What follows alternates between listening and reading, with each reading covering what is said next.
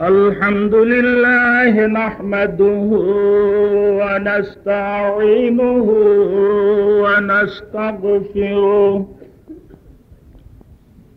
ونعوذ بالله من شرور أنفسنا ومن سيئات أعمالنا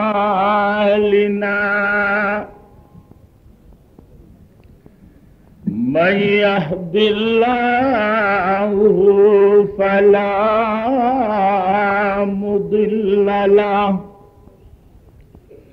ومن يضلله فلا هادي له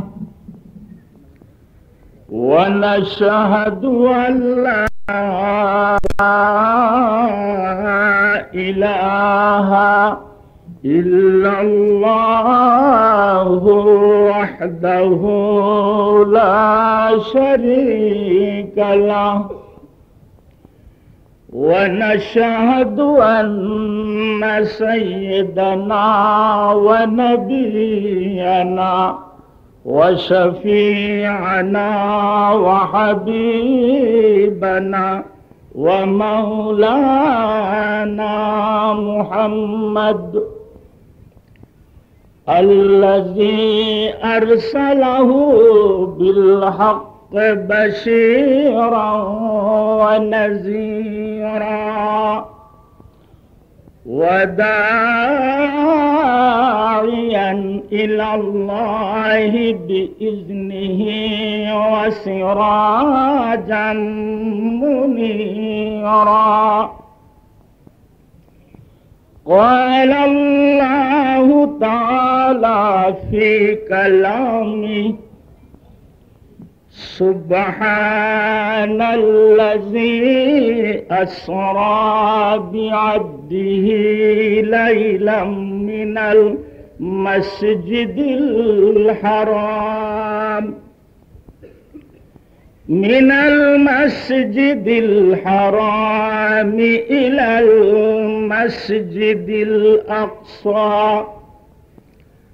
إلى المسجد الأقصى الذي باركنا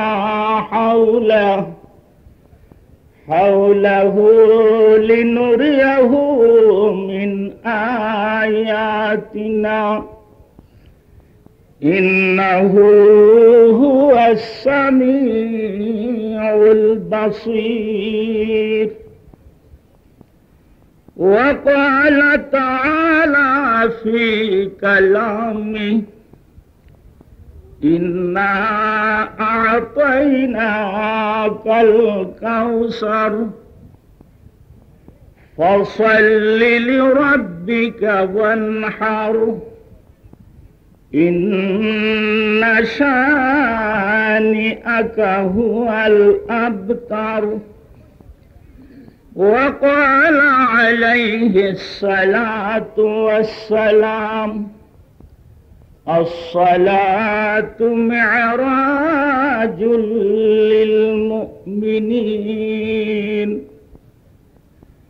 وقال عليه الصلاة والسلام إن العالم والمتعلم إذا مر على قرية فإن الله تعالى يرفع عذاب القبر فتلك القرية 40 يوما.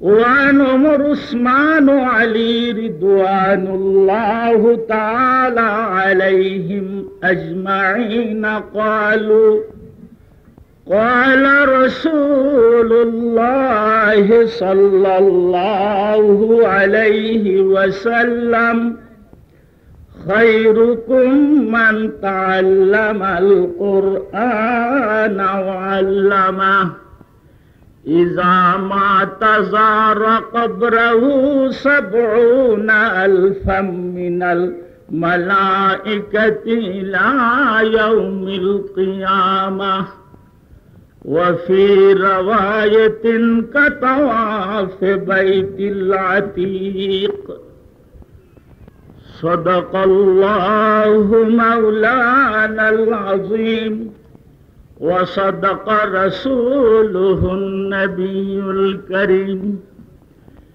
इन्नल्लाह व मलाइकतहु युसल्लूना अलन नबी या अय्युहल्लज़ीना आमनू सल्लू अलैहि वसल्लिमू तस्लीमा अल्लाहुम्मा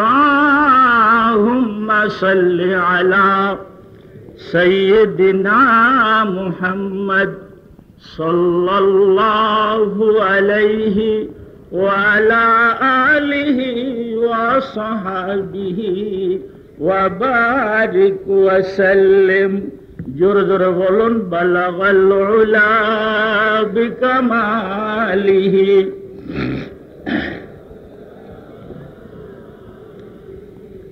हसनत जमीअ खिसालिहि सल्लु अलैहि व आलिहि अगर इश्क़ खुदा खाही बजाशो पैरवे अहमदी सिरातल मुस्तक़ीमी नशी वराहे जुमला कामिलहा बलगल उला बिकमालिही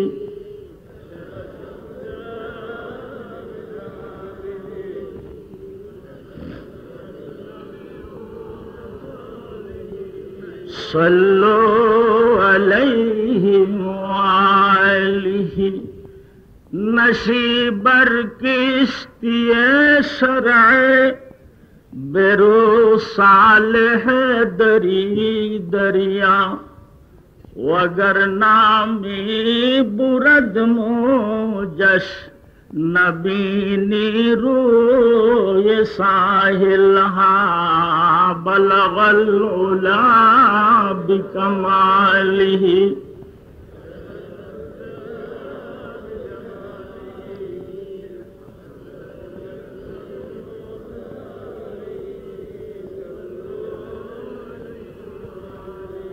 अगर आशा है खुबानम नेहद बर चश्मे मन पारा के खाके पायो बख्शम मनो दुनिया उक़बारा बलगल उला बिकमालिहि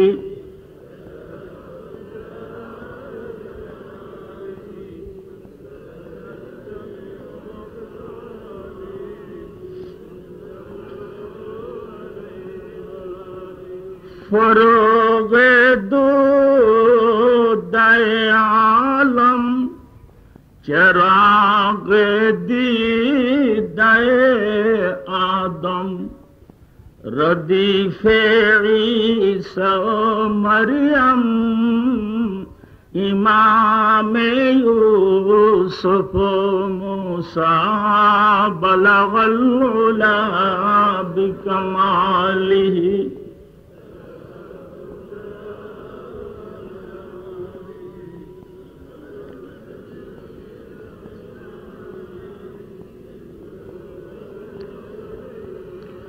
चुदर हंगामे महशर मुशफ़्फ़ा सादत दौर कशीमंदस्त मुज़तर्रा बुरी दर जन्नतुल मअवा बलगल उला बिकमालिहि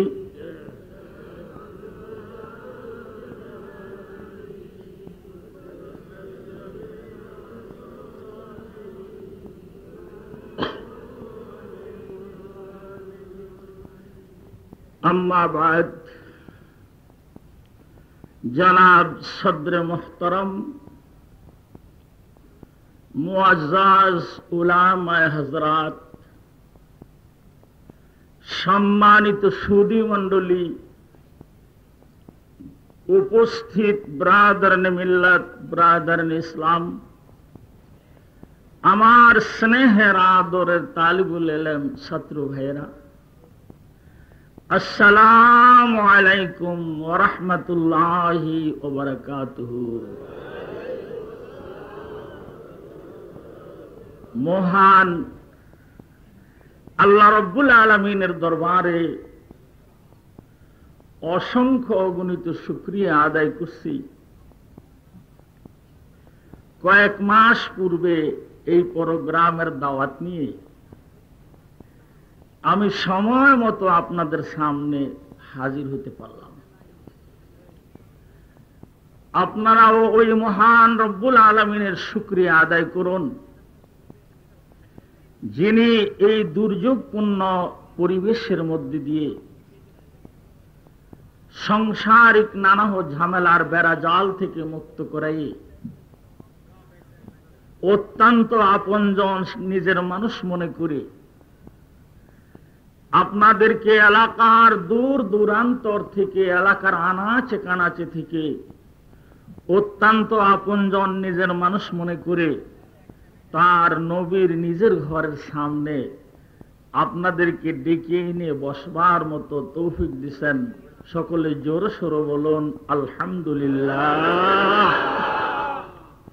কুল্লাউ কানাল বাহরু মিদাদাল লিকালিমাতি রাব্বি লানাফিদাল বাহরু ক্বাবলা আন তানফাদা কালিমাতু রাব্বি ওয়ালাউ জিনা বিমিসলিহি মাদাদা।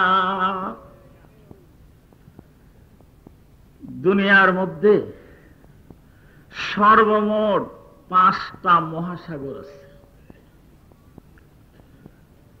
তন্মধ্যে 1 নম্বর মহাসাগর হলো প্রশান্ত মহাসাগর। প্রশান্ত মহাসাগরের গভীরতা ফিলিপাইন দ্বীপপুঞ্জের কাছে 36,000 ফিট। বলুন সুবহানাল্লাহ।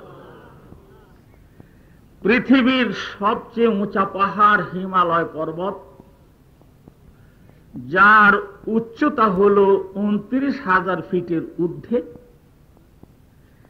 সেই হিমালয় পর্বতকে যদি প্রশান্ত মহাসাগরের ফিলিপাইন দ্বীপপুঞ্জের কাছে আস্থা ধরে ছেড়ে দেওয়া হয়, তাহলে হিমালয় পর্বত 7,000 ফিট পানির নিচে তলায় থাকবে।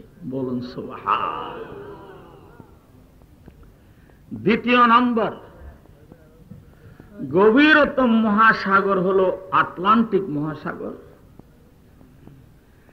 আটলান্টিক মহাসাগরের সবচেয়ে গভীরতম জায়গার নাম হলো বারমুড ট্রায়াঙ্গেল। এই বারমুড ট্রায়াঙ্গেলের আটলান্টিক মহাসাগরের গভীরতা হলো 33,000 ফিট। হিমালয় পর্বতকে যদি আটলান্টিক মহাসাগরের বারমুড ট্রায়াঙ্গেলে ছেড়ে দেওয়া হয়, তাহলে হিমালয় পর্বত 4,000 ফিট পানির নিচে তলায় থাকবে। বলুন সুবহানাল্লাহ। লন্ডন আন্তর্জাতিক বিমানবন্দর থেকে একটা প্লেন 1000 মাইল বেগে যদি আমেরিকার ওয়াশিংটন রওনা দেয়, তাহলে আড়াআড়ি ভাবে আটলান্টিক মহাসাগরকে পাড়ি দিতে সময় লাগে 8 ঘন্টা। আল্লাহ বলেন কুল্লাউ কানাল বাহরু মিদাদাল লিকালিমাতি রাব্বি। আটলান্টিক মহাসাগরের সম্পন্ন পানি যদি কালি হয়, প্রশান্ত মহাসাগরের সম্পন্ন পানি যদি কালি হয়, ভারত মহাসাগরের সম্পন্ন পানি যদি কালি হয়, উত্তর মহাসাগর দক্ষিণ মহাসাগরের সম্পন্ন পানি যদি কালি হয়, দুনিয়ার মানব আর দানব তোমরা যদি লিখক হও, গাছপালা তরুলতা ছোট্ট ছোট্ট করে কেটে যদি কলম বানায় নাও, এরপরে যদি সকলে মিলে জুলে আমার প্রশংসা লেখা আরম্ভ করো, লিখতে লিখতে মহাসাগরের পানি কালি শেষ হয়ে যাবে, কিন্তু আমার প্রশংসা লেখা শেষ হবে না। ওয়ালাউ জিনা বিমিসলিহি মাদাদা, আল্লাহ বলেন এই পানিকে যদি তোমরা ডবল করে নাও, দ্বিগুণ করে নাও, এরপরে কালি বানায় যদি আমার প্রশংসা লেখা আরম্ভ করো, লিখতে লিখতে ডবল কালি দ্বিগুণ কালি ফুরে যাবে, কিন্তু আমার প্রশংসা লেখা ফুরাবে না। কোরআনের সূরা লোকমানের শেষ অংশে আল্লাহ রাব্বুল আলামিন বলেন, সাবাতু আবহুরিন মা নাফিদাত কালিমাতুল্লাহ, 7 সাগরের পানিকে যদি তোমরা কালি বানায় নাও, এরপরে যদি আমার প্রশংসা লেখা আরম্ভ করো, লিখতে লিখতে 7 সাগরের পানি কালি ফুরিয়ে যাবে, বন্দারে আমার প্রশংসা লেখা শেষ হবে না। সে আল্লাহর প্রশংসা। আমার মতো এক মহাপাপী, আপনাদের মতো কতগুলি ওলি, জীবন ভর যদি ওই আল্লাহর প্রশংসা আমরা করি, ভাইজান প্রশংসা করা শেষ হবে না। এই জন্য আমি বলি, আল্লাহ যা আমাদের পক্ষে সম্ভব, যা আমাদের পক্ষে সম্ভব নয়, যা আমরা কুলাবো, যা আমরা কুলাবো না, যা আমরা পারবো, যা আমরা পারবো না, সব মিলে জুলে বলছি আলহামদুলিল্লাহ।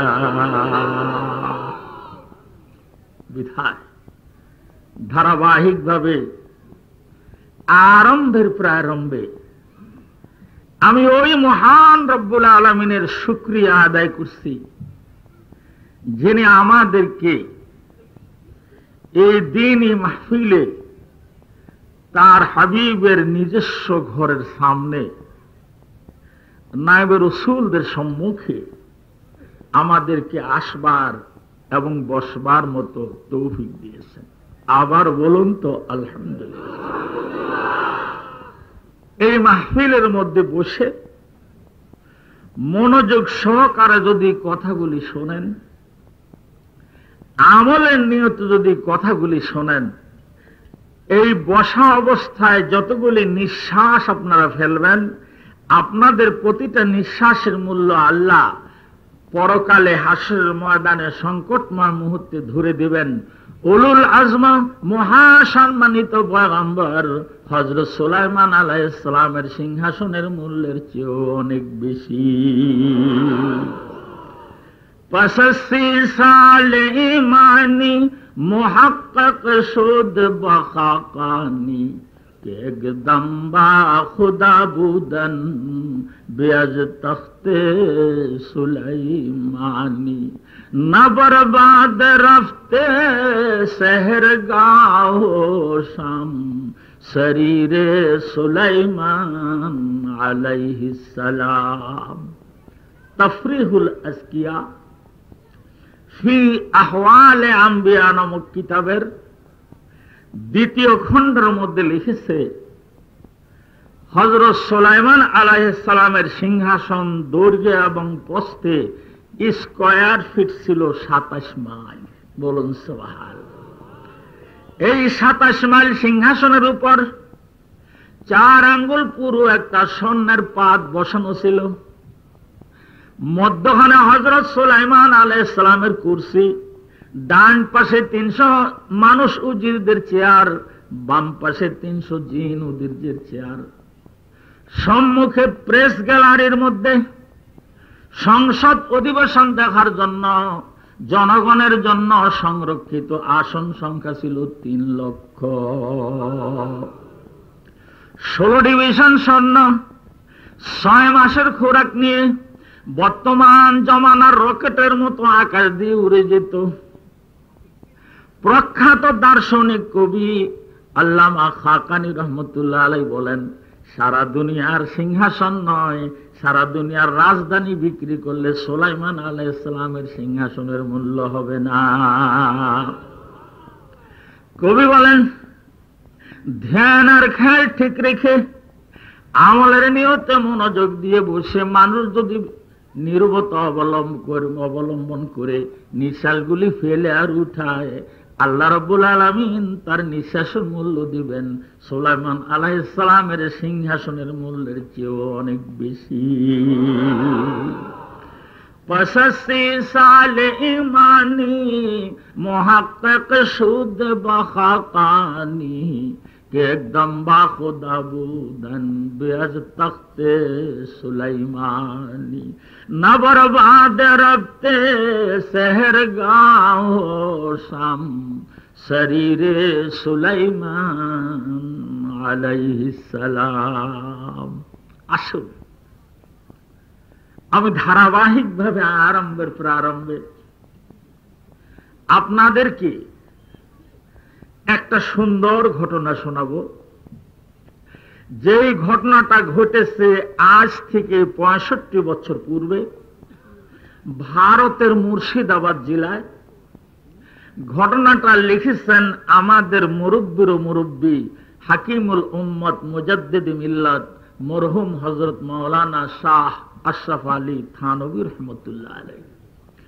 বয়েল মুজাহির বাতিন ইগানা, বয়েল মুজাহির বাতিন ইগানা, হাকিমুল উম্মতি কুতুবে জামানা, হাকিমুল উম্মতি কুতুবে জামানা, বহক হযরত আশরাফ আলী শাহ कि अब 10 अशरफ आला वजीजा।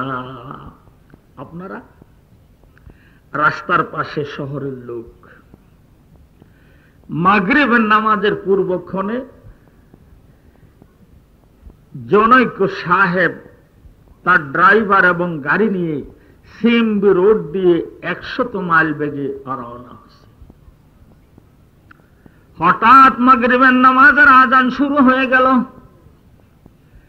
সাহেব ছিলেন বেনামাজি আর ড্রাইভার ছিল নামাজি। আজান চলন্ত অবস্থায় ড্রাইভার সাহেবকে বলতেছে, স্যার মাগরিবের নামাজের আজান শুরু হয়ে গেছে। সাহেব বলল, বেনামাজি আজান শুরু হয়েছে, তোমার কি হয়েছে, গাড়ি চালায় যাও। আরো একটু দূরে যাওয়ার পরে সে ড্রাইভার সাহেবকে বলতেছে, স্যার মাগরিবের নামাজের আজান শেষ হয়ে গেছে। সাহেব বলেন, গাড়ি চালায় যাও। আরো একটু দূরে যে ড্রাইভার বলে, স্যার মাগরিবের নামাজের জামাত শুরু হয়ে গেছে। ও আমার ভাইরা, ও আমার বাবাজিরা, জেনে রাখুন, নামাজের সময় নামাজি ব্যক্তির শরীরের মধ্যে যদি বেচাইনি এবং অস্থিরতা এসে যায়, এটা সম্পূর্ণ কামেল মুমিন ইমানদারের লক্ষণ। আরো একটু দূরে যাওয়ার পরে ড্রাইভার বলতেছে, স্যার মাগরিবের নামাজের জামাত শুরু হয়ে গেছে, আমার একটু নামাজ পড়ার জন্য সময় দিবেন কি? সাহেব বললেন, যাও, তোমার যন্ত্রণায় টিকতে পারলাম না, আমাকে গাড়ির মধ্যে রেখে তুমি তাড়াতাড়ি যে চট করে পট করে টপ করে নামাজ পড়ে আসবা। শর্ত কয়টা? তাড়াতাড়ি যাবা, চট করে টপ করে পট করে, 4 শর্ত। সামান্য একটু দূরে যেয়ে দেখে সুন্দর একটা মসজিদ। রাস্তার পাশে গাড়ি থামাই সাহেবকে গাড়ির মধ্যে রেখে ড্রাইভার সাহেব মসজিদের দরজায় যে নজর করে দেখে সবে মাত্র মাগরিবের নামাজের প্রথম রাকাত আরম্ভ হয়েছে। মসজিদের মধ্যে যে আল্লাহু আকবার বলে নিয়ত করেছে, মাগরিবের 3 রাকাত নামাজ জামাতে আদায় করছে, 2 রাকাত সুন্নত পড়ে নিয়েছে, এরপরে 2 রাকাত নফল পড়ে চুপ করে বসে আছে। হাতের মধ্যে গনছে, বলুন সুবহানাল্লাহ সুবহানাল্লাহ সুবহানাল্লাহ সুবহানাল্লাহ সুবহানাল্লাহ সুবহানাল্লাহ। আমার সাথে কথা বলুন, সুবহানাল্লাহ কয়বার পড়বে? জোরে কান, 33 বার। যখন তসবিহ ফাতেমি সুবহানাল্লাহ 33 বার পড়া হয়ে গেল, এইবার ড্রাইভার সাহেব দ্বিতীয় তসবিহ আলহামদুলিল্লাহ পড়া আরম্ভ করলো। বলুন আলহামদুলিল্লাহ, আলহামদুলিল্লাহ, আলহামদুলিল্লাহ, আলহামদুলিল্লাহ, আলহামদুলিল্লাহ, আলহামদুলিল্লাহ। বলুন তো আলহামদুলিল্লাহ কয়বার পড়বে? যখন দ্বিতীয় তসবিহ আলহামদুলিল্লাহ 33 বার পড়া শেষ হয়ে গেল, এইবার ড্রাইভার সাহেব তৃতীয় তসবিহ বড় তসবিহ পড়া আরম্ভ করলো। বলুন তো বড় তসবিহ কি? বলেন আল্লাহু আকবার, আল্লাহু আকবার, আল্লাহু আকবার, আল্লাহু আকবার। আল্লাহু আকবার কয়বার পড়বে? 34। যখন বড় তসবিহ আল্লাহু আকবার 34 বার পড়া শেষ হয়ে গেল, এবার ড্রাইভার সাহেব অত্যন্ত মনোযোগ সহকারে মুনাজাত করে বলুন রব্বানা যালামনা, জোরে পড়েন রব্বানা যালামনা আনফুসানা ওয়া ইল্লাম তাগফির লানা ওয়া তারহামনা লানাকুনান্না মিনাল খাসিরিন। সাহেবের ধৈর্যের বাঁধ ভেঙে গেছে। কি হলো? সব মুসল্লি নামাজ পড়ে বের হয়ে এলো, আমার ড্রাইভারকে মসজিদের মধ্যে কে ধরে রাখলো, কে বাঁধে রাখলো, ব্যাপারটা কি? সাহেব গাড়ির থেকে নামছে, মসজিদের জানলা দিয়ে ওকে মেরে দেখে ড্রাইভার সাহেব হাতের মধ্যে যেন কি গনতেছে। সাহেব অত্যন্ত রাগ হয়ে গেছে। নামাজ তো পড়ছেই পড়ছে, আবার বসে বসে বুঝি হিসাব মিলাইতেছে। ও আমার ভাইরা, ও আমার বাবাজিরা, মুসলমানের ঘরে জন্ম নিলে মানুষ মুসলমান হয় না। সাহেব তো মুসলমানের ছেলে, কিন্তু নামাজের পর বসে বসে নখের মধ্যে কি গনে সাহেব বলতে পারলো না। চুকে নারাত বিয়াত বে হুনার বুঝ, চুকে নারাত বিয়াত বে হুনার বুঝ, पैगंबर ज़ादगी क़दरश न यफ़ज़ूद, हुनरवन अगर दारी न गौहार के गुलखारस्त इब्राहिम जे आजार। ও আমার ভাইরা, ও আমার বাবাজিরা, মুসলমানের ঘরে জন্ম নিলে মানুষ মুসলমান হয় না। নূহ আলাইহিস সালামের মতো প্রথম সারির পয়গম্বর হাশরের ময়দানে সিনিয়র অ্যাডভোকেট হবেন। এই পয়গম্বরের ছেলে কেনান নবীর ঘরে জন্ম নিয়ে মুসলমান হইতে পারল না। অপরদিকে ইব্রাহিম খলিলুল্লাহ এক পৌত্তলিক আজর ব্রাহ্মণের ঘরে জন্ম নিয়েছে। তার পিতা মুসলমান ছিল না, এক নম্বরে মুশরিক ছিল। কিন্তু ইব্রাহিম খলিলুল্লাহ ওই কাফের ঘরে জন্ম নিয়ে শুধু নবীও নন, তিনি হইলেন মুসলিম জাতির পিতা। चुकनारा तबीयत बे हुनर बुद, पैगंबर ज़ादगी क़दरश न यफ़ज़ुद, हुनर बन मागर दारी न गौहार के गुलखारस तो इब्राहिम ज़ियाज़र। मुसलमाনের ছেলে জানে না নখের মধ্যে কি গনে, দরজার মধ্যে যে দাঁড়ায় আছে বাইর হয়ে নে, আমি শায়েস্তা করব। ড্রাইভার সাহেব মসজিদের দরজাইছে, সাহেব বাইরে দাঁড়ায় দাঁড়াকা, আরে বেকুব।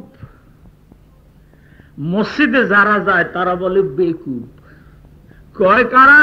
যারা একেবারে পিওর প্রেস এক নম্বর খাঁটি বেকুব তারা। साहब कह अरे बेवकूफ, कौन से ताकत तुमको मस्जिद में बांध कर रखा है, तुम क्यों मस्जिद से निकलने नहीं सकता। ওরে বেকুব, কোন শক্তি তোরে মসজিদের মধ্যে ধরে রেখেছে, বেঁধে রেখেছে, তুই কেন মসজিদ থেকে বের হতে পারো না। সাহেব যদি ড্রাইভার যদি অধীনস্থ কর্মচারী, ইমানের পাওয়ার ছিল, মনে মনে ভাবতেছে চাকরি যাক আর থাক, একটা হক কথা কব।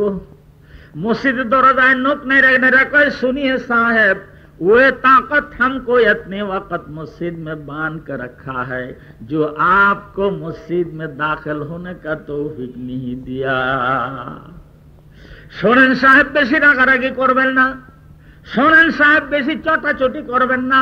ওই শক্তি আমাকে তখন পর্যন্ত তার ঘরে ধরে রেখেছে, বেঁধে রেখেছে, যিনি মাগরিবের নামাজের সময় মুসলমানের ছেলে হওয়ার পরও আপনাকে তার ঘরে ঢোকার মতো তৌফিক দেয় না।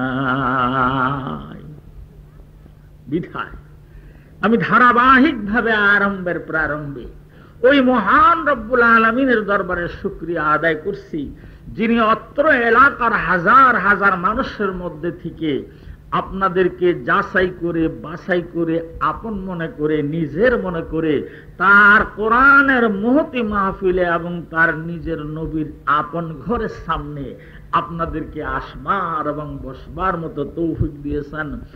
আরেকবার জোরে সোরে আওয়াজ দিয়ে বলুন আলহামদুলিল্লাহ।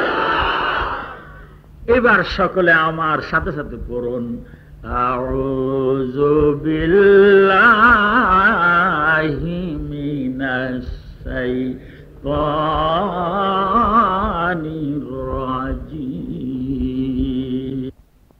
दिल अफगंदी में बिस्मिल्लाह मजरेहा व मुरसाहा। কোরআনের তাফসীর এমন এক মহাসমুদ্র যার তলার খবর নাই, দক্ষিণ পাড়ার কোন সংবাদ নাই, কুল নাই, কিনারা নাই। ভাইজান, এমন এক মহাসাগরের মধ্যে আমি আমার ভাঙ্গা তরিকে ভাসাইলাম।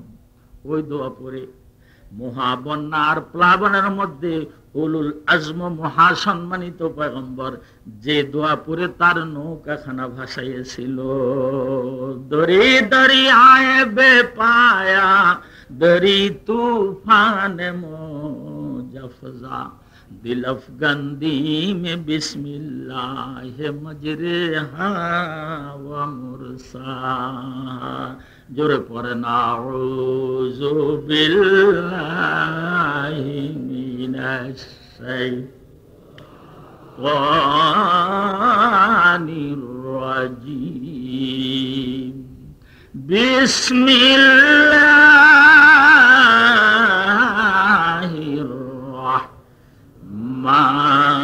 रहमानिर रहीम।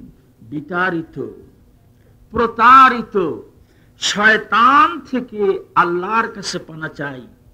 পরম করুণাময় দাতা দয়ালু আল্লাহর নামে কি হবে জোরে বলুন। আরম্ভ করলাম। আমি ধারাবাহিক ভাবে প্রারম্ভে 2 নম্বর বুলেটিন দিচ্ছি। আমি এই 2 রাতের জন্য আল্লাহ আল্লাহ রসুলের পক্ষ থেকে এই ময়দানটাকে বেহেশতের বাগান বলে ঘোষণা করলাম। আল্লাহর হাবিব সাহাবায়ে কেরামদেরকে বলেন, ও আমার সাহাবায়ে কেরামরা, তোমরা যদি বেহেশতের বাগানে যাও সেখানে যে ফল খেও। সাহাবায়ে কেরামরা বলেন, হুজুর দুনিয়ায় আমরা বেহেশতের বাগান কোনখানে পাবো? আল্লাহর হাবিব বলেন, দুনিয়ায় যেখানে কোরআনের মজলিস হয়, জিকিরের মজলিস হয়, ওই মজলিসটা সম্পূর্ণ বেহেশতের বাগান। তাহলে আল্লাহর কোরআন সহি হাদিস মোতাবেক আমার ঘোষণা সম্পূর্ণ ঠিক। হুজুররা আমার সাক্ষী।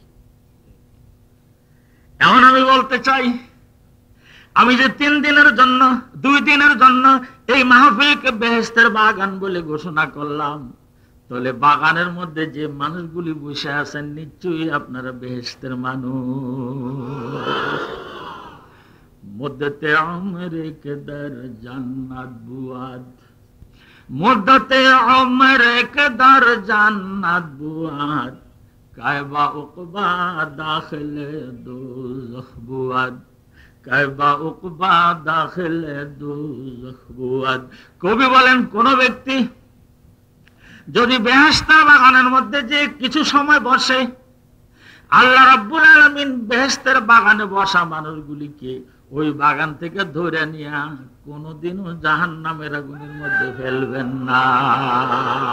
মুদ্দতে উমরে কেদার জান্নাত বুয়াদ কায়বা উকবা দাখিলে দুজখ বুয়াদ। তাহলে আপনারা বেহেশতের মানুষ কায় শব্দ ব্যবহার করছে, যার ইংরেজি তর্জমা হলো ইম্পসিবল, আর বাংলা অর্থ হলো অসম্ভব।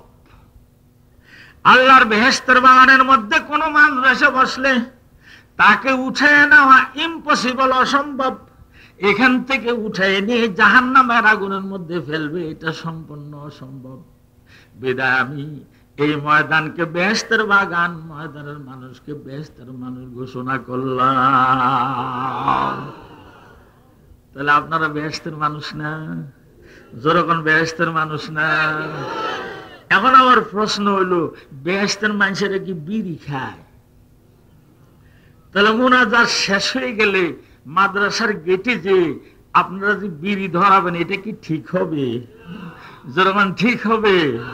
বেহেশতের মানুষেরা বিড়ি খায় না, বরঞ্চ হাসরের ময়দানে জাহান্নামে মানুষগুলি উঠবে, যার মুখ দিয়ে আর নাক দিয়া ধোঁয়া বাইর হইতে আরম্ভ করবে।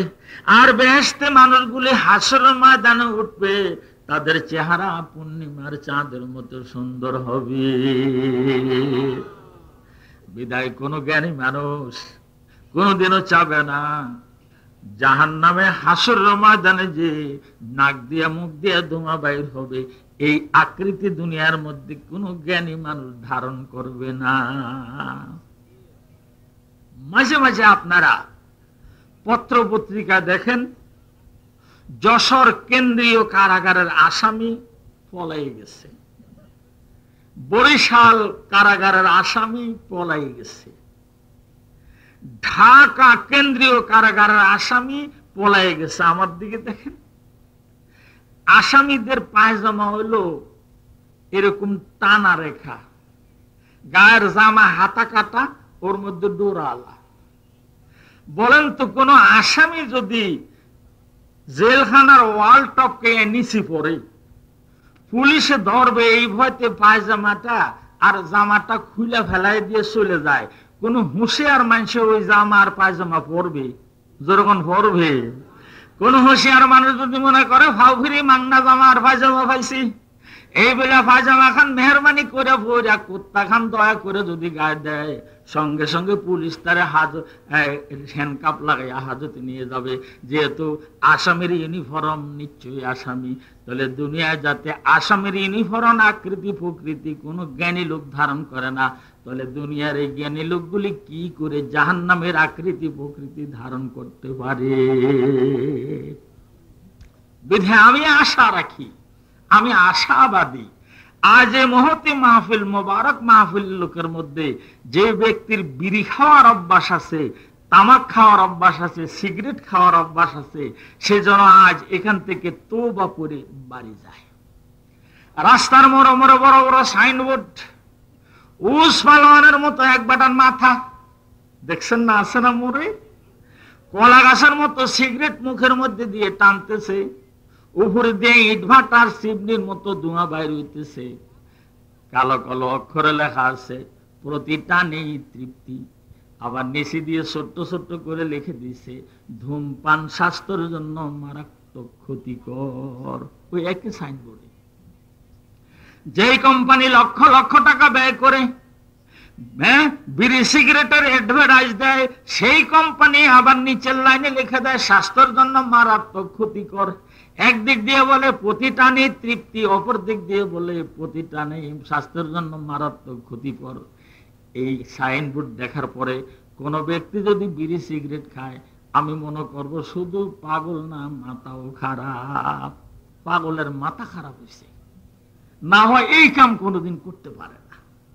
এইবার আসুন আমি একটা শুভ সংবাদ দিই। 3 নম্বর, আপনারা এখানে বহু দূরের থেকে লোক আসছেন, আমার জানা মতে এখানে মাদারীপুরের লোক আছে, আমার দেখা মতে এখানে ভাঙ্গার মানুষ আছে, আমার চেনা মানুষ মুকসেদপুরের থেকে এসেছে, আমার অনেক জানা মানুষ শরীয়তপুরের থেকে এসেছে। আমি আপনাদেরকে বলি, আমার যেই মানুষটা সর্বলাস্ট বর্ডারের থেকে এসে, এই যে যেখান থেকে এসেছেন, এটা হলো আমার মাহফিলের বাউন্ডারি। বলুন সুবহানাল্লাহ। আল্লাহর হাবিব বলেন, ইন্নাল আলিমা ওয়াল মুতাআল্লিমা ইযা মাররা আলা ক্বরিয়াতিন ফাইন্নাল্লাহা তাআলা ইয়ারফাউ আযাবাল কবর ফাতিলকাল ক্বরিয়াতে 40 ইয়াওমা। আল্লাহর হাবিব বলেন, একজন ছাত্র অথবা একজন আলেম, হক্কানি আলেম যদি কোন রাস্তা দিয়ে হেঁটে আসে আর হেঁটে যায়, আল্লাহ রাব্বুল আলামিন ওই আলেম এবং তালিবুল ইলমের পায়ের ধুলার বরকতে সমগ্র এলাকার মুর্দারদেরকে 40 দিন পর্যন্ত কবরে আযাব মাফ করে দিবে। ও আমার ভাইরা, ও আমার বাবাজিরা, আপনারা যে সমস্ত লোকগুলি মাহফিলে উপস্থিত হয়েছেন, আমি আপনাদেরকে তালিবুল ইলম হিসাবে ঘোষণা করলাম। বলুন সুবহানাল্লাহ। বলবেন হুজুর, তাহলে আমাদের উস্তাদ কি? আপনাদের উস্তাদ আমি নই, আপনাদের উস্তাদ এবং আমার উস্তাদ এখান থেকে 3500 মাইল দূরে পবিত্র মদিনা মুনাওয়ারায় রওজায়ে পাকে সবুজ চাদর গায়ে দিয়ে উম্মতি উম্মতি বলে কাঁদতেছেন। তিনি নিজে বলেছেন, ইন্নামা বুইস্তু মুআল্লিমা, আমি শুধু তোমাদের নিকট একজন নবী রূপে আগমন করি নাই, আল্লাহ রাব্বুল আলামিন আমাকে বিশ্ব মানবের সর্বশেষ শিক্ষা গুরু এবং উস্তাদ হিসেবে দুনিয়ায় পাঠাইছেন। আমি সারা দুনিয়ার মানুষের হইলাম উস্তাদ এবং শিক্ষক। कीमत हर चीज रादाने के चीस्त, वो कीमत खुद राना दानी अहमकिस्त, कीमत खुद राना दानी अहमकिस्त। আমি যখন কুমিল্লা জেলার উজানি মাদ্রাসায় পড়ি, জমাতে হাসতমে, তখন আমার সাথে একজন বুড়া মানুষ পড়তো। ওনার বয়স ছিল 75 থেকে 80 বছর। হুজুররা কোনদিন পড়া নিত না, উনিও পড়া দিত না। আমাদের পাশে কিতাবের গাঁটে নিয়ে বসে থাকতো। আমরা সব ছেলেরা ওনাকে ঠাট্টা করে দাদা বলতাম। হুজুররা কিসের পড়া নেবে? হুজুরদের দাদার সমান হলো বয়স। আমি একদিন জিজ্ঞাসা করি, দাদা আপনার বয়স তো 75 থেকে 80 বছর, এই যে কিতাবের গাঁটটি নিয়ে আমাদের সাথে সাথে ঘুরেন, একদিনও পড়া দিলেন না, হুজুর একদিনও পড়া নিলেন না, কোন আশায় ঘুরেন? মাওলানা হবেন না মৌলবী হবেন? কয় ভাই রে, ঠাট্টা করিস না, মাওলানা মৌলবী হব না, আমি তালিবুল ইলমের দপ্তরে নাম লেখাইতে এসেছি। আজ হুজুররা তোমাদের নাম ডাকার সময় শেষ হয়ে গেলে আমার নামটাও ডাক দেয়। তোমরা যেরকম হাজের জানাব কও, প্রেজেন্ট স্যার কও, আমিও হাজের জানাব প্রেজেন্ট স্যার বলি। হাসরের ময়দানে এই দপ্তর ধরে মহান শিক্ষক মুহাম্মদুর রাসূলুল্লাহ যখন হাজিরা ডাকা আরম্ভ করবে, সেদিন তগু নামের সাথে আমার নাম যদি ডাক দেয়, আমি পার হয়ে যাব। कीमते हर चीज रादाने के चीज तो ओ कीमते खुद राना दानी अहमकिस। আপনি সব জিনিসের দাম বুঝেন। যদি জিজ্ঞাসা করি স্বর্ণের ভরি কত, কি সুন্দর করে কয় হুজুর 6000 টাকা। যদি জিজ্ঞাসা করি রূপার ঘড়ি কত, কয় হুজুর 500 টাকা। যদি বলি পাটের মন কত, আগে ছিল একটু বেশি, এখন কমে গেছে 250 টাকা। যদি জিজ্ঞাসা করি চালের মন কত, কয় হুজুর 350-400 টাকা। এখন যদি জিজ্ঞাসা করি ভাইজান আপনার দাম কত, কয় হুজুর সব জিনিসের দাম জানি, নিজের দাম জানি না।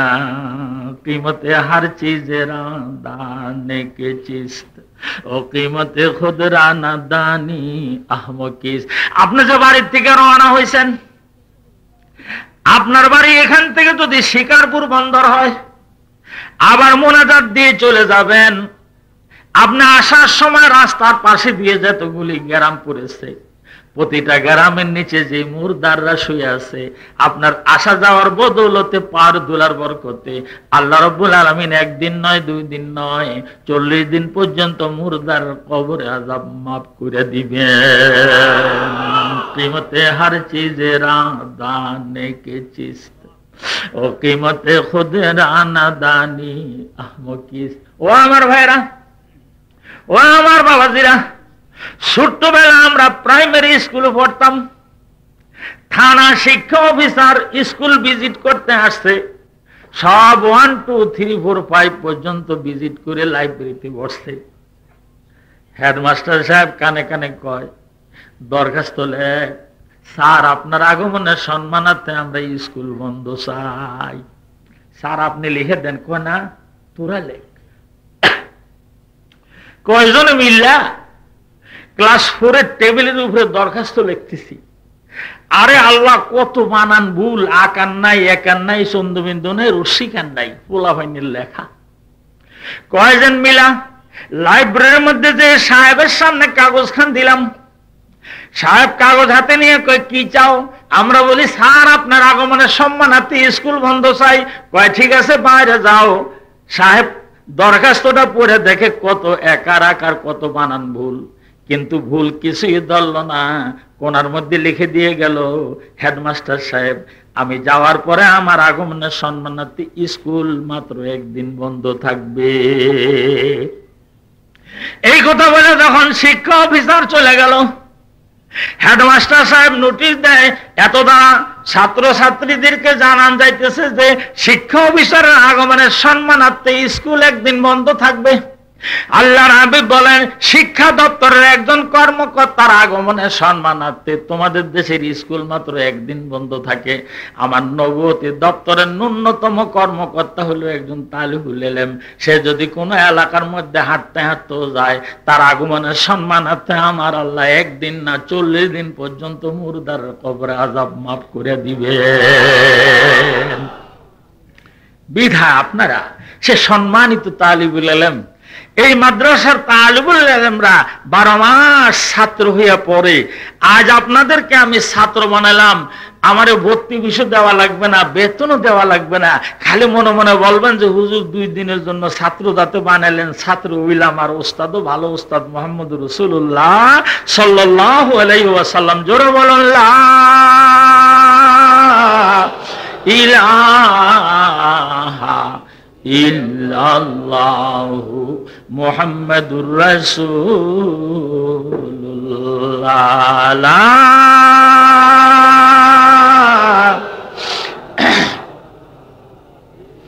ইল্লাল্লাহু মুহাম্মাদুর রাসূলুল্লাহ।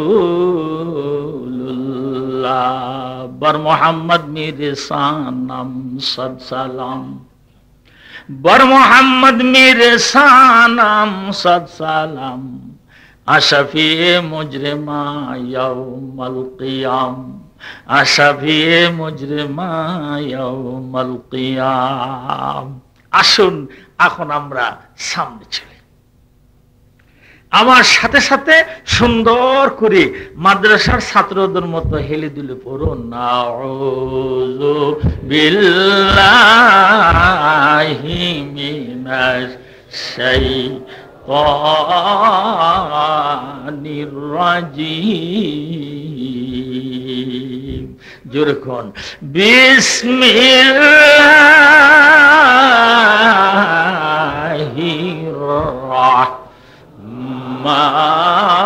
রাহমানির রাহিম। পড়ুন, ইন্না আ'তাইনাকাল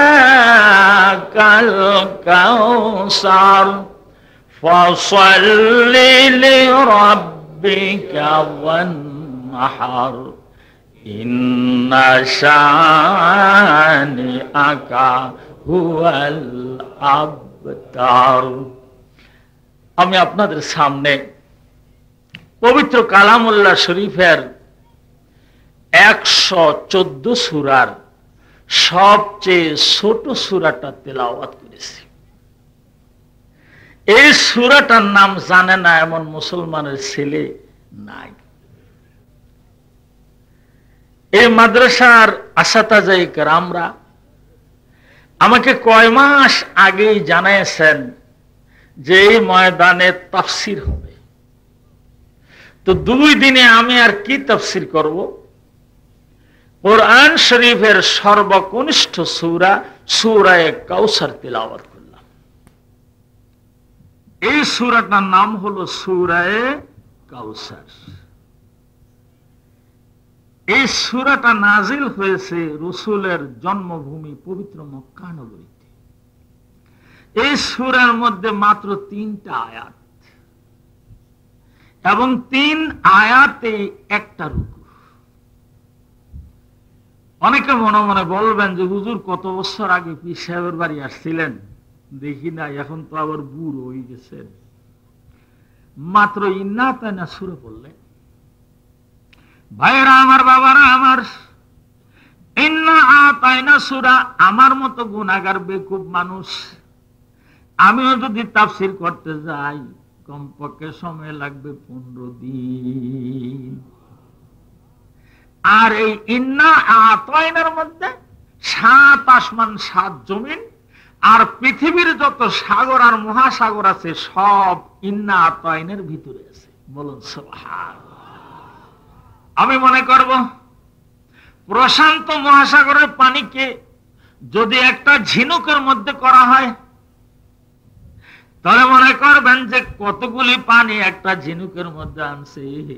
আমার আল্লাহ রাব্বুল আলামিন ঠিক প্রশান্ত মহাসাগরের পানিকে ইন্না আতাইনার 3 আয়াতের মধ্যে ঢুকাই রেখেছেন। বিধায় এই সূরাটার শাব্দিক অর্থ, আংশিক ব্যাখ্যা আমি আপনাদের সামনে তুলে ধরব যদি আল্লাহ আমাকে বলার তৌফিক দেন এবং আপনাদেরকে শুনবার ধৈর্য দেন। সকলে বলুন আমিন।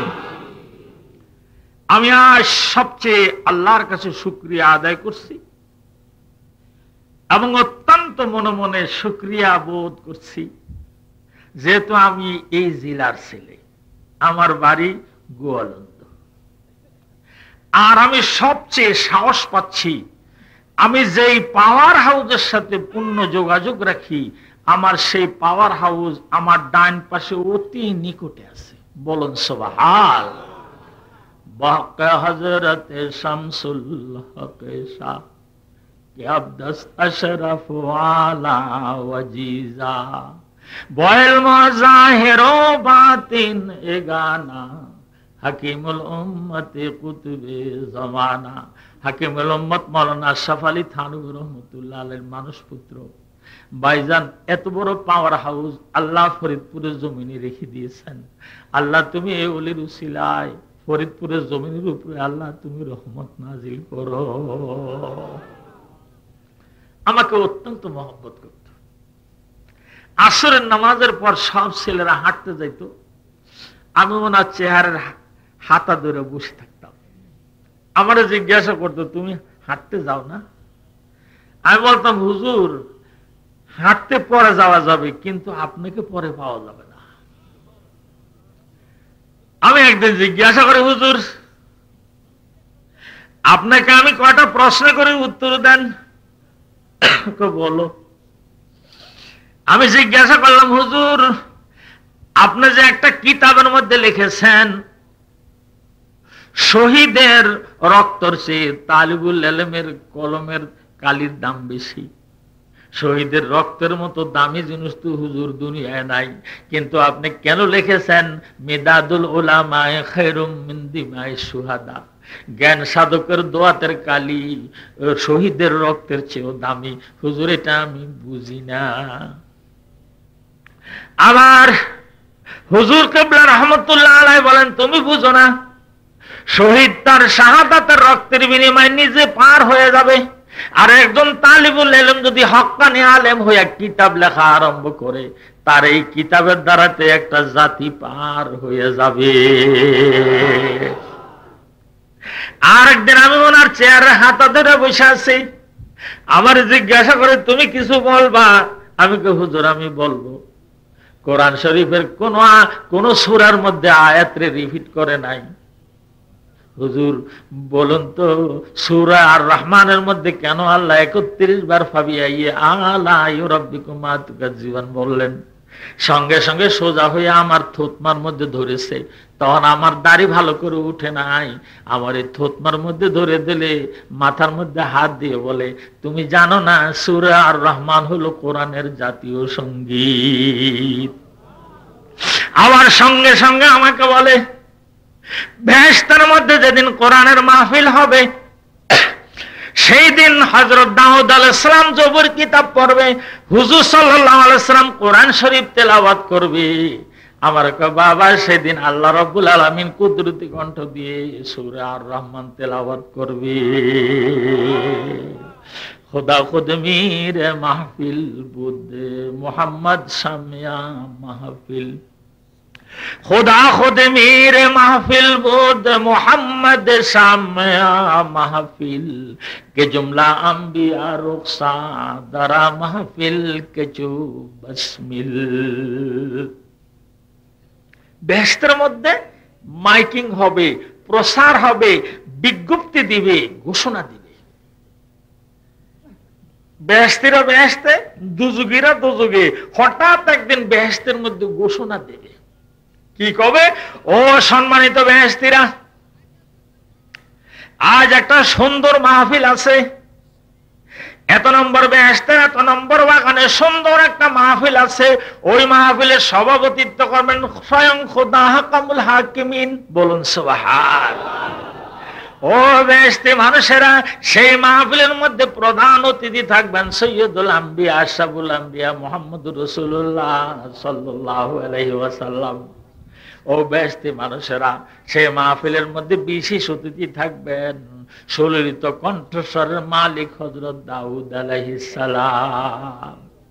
ও বেহেশতিরা, হযরত আদম আলাইহিস সালাম হইতে হুজুর সাল্লাল্লাহু আলাইহি সাল্লাম পর্যন্ত সব নবীরা স্টেজে বসা থাকবেন।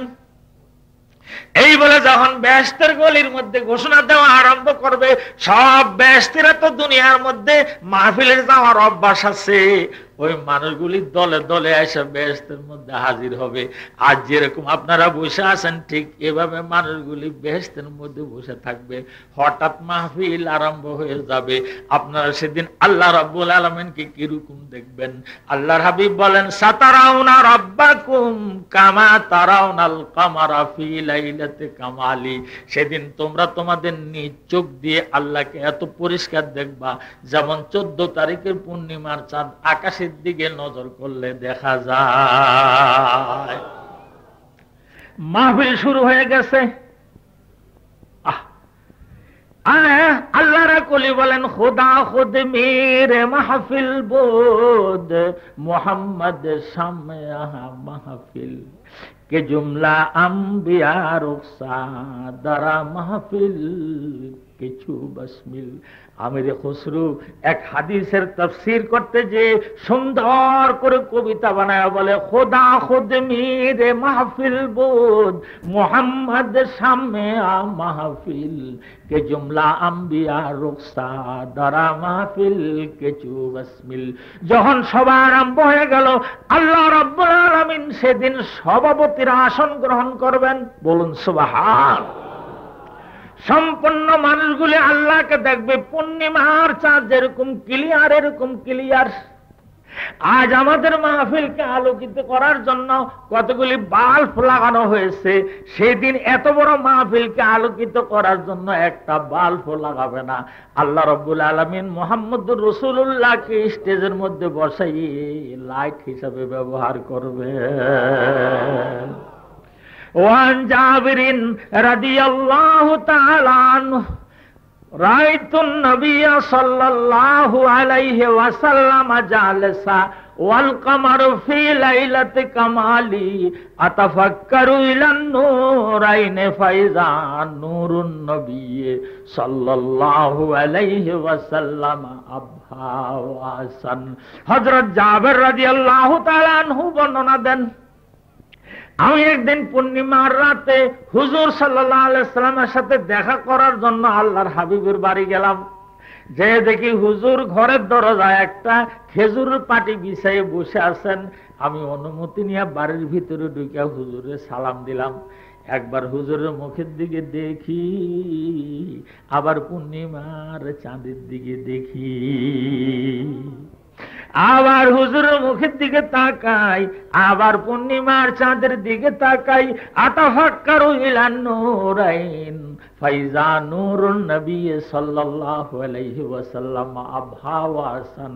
হযরত জাবের বলেন, অনেকক্ষণ দেখার পরে আমি বিচার বিবেচনা করে দেখলাম পূর্ণিমার চাঁদের থেকে আমার হুজুরের চেহারা বেশি সুন্দর দেখা যায়। হযরত জাবের বলেন, পূর্ণিমার চাঁদের গায়ের মধ্যে কালো কালো দাগ আছে, কিন্তু মুহাম্মদুর রাসূলুল্লাহর চেহারার মধ্যে কোনো দাগ নাই, কোনো স্পট নাই। তিনি বর্ণনা দেন, পূর্ণিমার চাঁদের চেয়ে মুহাম্মদুর রাসূলুল্লাহ বেশি সুন্দর। উম্মুল মুমিনিন বিবি আয়েশা সিদ্দিকা রাদিয়াল্লাহু তাআলা আনহা বর্ণনা করেন, আল্লাহর হাবিব হযরত ইউসুফ আলাইহিস সালামের চেয়ে কোটি কোটি গুণ সুন্দর ছিল। লাউ আমি জুলাইখা লাউ রাআইনা হাবিবি লা সারনা ফি কাতিল কুলুবি আলাল ইয়াদাইনি। উম্মুল মুমিনিন বিবি আয়েশা সিদ্দিকা বলেন, মিশরের মেয়েরা ইউসুফ আলাইহিস সালামের দিকে হাত কাটছিল। যদি মুহাম্মদুর রাসূলুল্লাহর সেই অনুষ্ঠানে নেওয়া হতো, মিশরের মেয়েরা হাত না কাটা ওই ছুরি দিয়া কলজা কাটা ফেলতো। হুজুর সাল্লাল্লাহু আলাইহি ওয়াসাল্লাম কি স্টেজের মধ্যে লাড বানাই আল্লাহ ব্যবহার করবেন। উম্মুল মুমিনিন বিবি আয়েশা সিদ্দিকা রাদিয়াল্লাহু তাআলা আনহা বর্ণনা দেন, আমি একদিন মাগরিবের নামাজের পূর্বক্ষণে সুই সুতার কিছু কাজ করতেছিলাম। হঠাৎ আমার হাত থেকে সুইটা খোসা নিচের দিকে পড়ে গেল। আমি অন্ধকারের মধ্যে হাতাইলাম, পাইলাম না। সেদিন আমাদের ঘরে চেরাগে কুহিবাতির মধ্যে তেল ছিল না। অবশেষে আমি ভাবলাম এশার নামাজ পড়ে আল্লাহর হাবিব আমার ঘরে আসবে, আমি হুজুরের চেহারার আলো দিয়ে অন্ধকার ঘরে সুই খুঁটে নিব।